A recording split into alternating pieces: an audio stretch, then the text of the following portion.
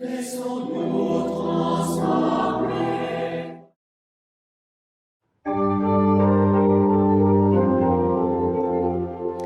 au cours du pèlerinage du Rosaire, il y a beaucoup de pèlerins, semble-t-il, qui veulent nourrir leur foi, qui veulent lire les écrits des conférenciers, qui veulent en profiter pour pouvoir, revenant chez eux, pouvoir se pencher sur tout ce qu'ils auront entendu, ce qu'ils auront apprécié, et pas seulement se souvenir des liturgies, mais aussi des ouvrages. Ah oui, tout à fait. C'est d'ailleurs l'expérience que j'ai faite en particulier l'an dernier, où on m'avait demandé donc de donner des conférences du soir et d'être disponible auprès des pèlerins pour dédicacer mon petit livre. Et effectivement, avec les autres conférenciers, les autres auteurs qui présentaient leurs ouvrages, eh bien, nous avons pu voir à la librairie que effectivement, pendant le pèlerinage du Rosaire, beaucoup de pèlerins viennent faire un peu le plein de livres. Parce qu'ils ont faim de comprendre, de mieux connaître, découvrir la foi, ce que l'Église transmet, ce que l'Église enseigne. Et j'ai compris au passage bien qu'il compte aussi sur nous. Ça fait partie de notre mission que de nourrir l'intelligence de la foi. Et c'est peut-être une tonalité effectivement qui est assez particulière pendant le pèlerinage du Rosaire. Bien sûr, on vient prier, on vient rencontrer Marie à la grotte, Bernadette, on vient participer à de très grandes et de très belles liturgies, à des temps de prière plus intimes. On vient se plonger dans, j'aime bien dire cela, dans un bain de piété populaire aussi, qui est un bain au cours duquel on renouvelle, on régénère notre vie baptismale. Et en même temps, eh bien, cette immersion dans la ferveur de la piété populaire, elle ne signifie pas qu'on ne s'intéresse pas pour l'intelligence, on ne s'intéresse pas à l'intelligence de la foi. On a envie de connaître Dieu.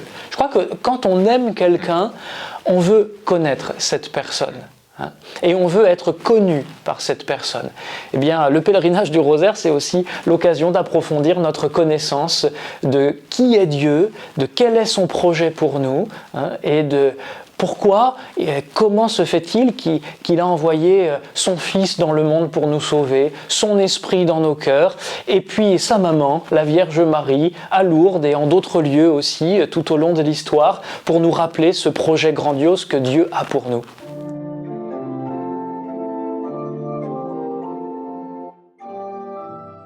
Mon expérience de frère prêcheur puis de prêtre au pèlerinage du Rosaire, c'est que pour beaucoup de pèlerins, une fois par an, le Rosaire, c'est l'occasion de faire une cure baptismale. Vous savez, à Dax, pas très loin de Lourdes, on fait des cures thermales. Eh bien, au pèlerinage du Rosaire, à Lourdes, on fait une cure baptismale. Pas tellement parce qu'on vient se plonger dans l'eau de Lourdes, bien sûr, on y est invité, on est invité à venir se plonger dans cette eau aux piscines, à aller boire cette eau dans le sanctuaire. Marie nous l'avait proposé, nous y avait invité, allez boire à la source et vous y lavez. Mais bien sûr, cette eau, c'est le signe qui nous renvoie par excellence à notre baptême, à l'eau dans laquelle nous avons été plongés quand nous avons été baptisés pour devenir enfants de Dieu, pour entrer dans la vie d'amitié avec Dieu.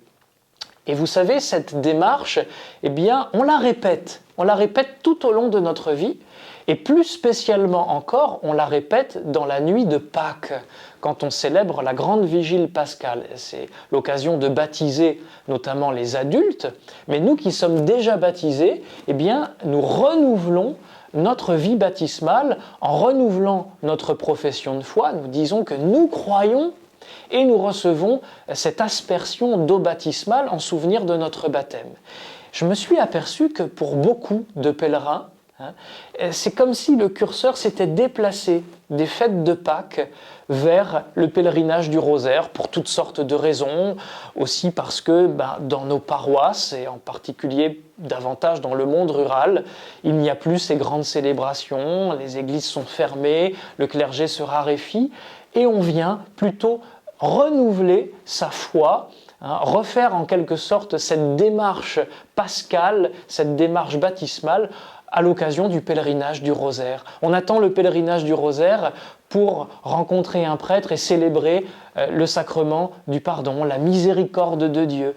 On attend parfois le pèlerinage du rosaire pour participer à la liturgie de la messe, pour se plonger dans la vie de l'Église, dans la prière intense, copieuse, fervente, hein. L'adoration du Saint-Sacrement, les processions, le chapelet, le chemin de croix, tout ce qui fait la vie chrétienne qui, chez beaucoup, se déploie tout au long de l'année. Eh bien, pour certains parmi nous, c'est au moment du pèlerinage du rosaire qu'on va le revivre, qu'on va se plonger plus intensément dans cette vie chrétienne.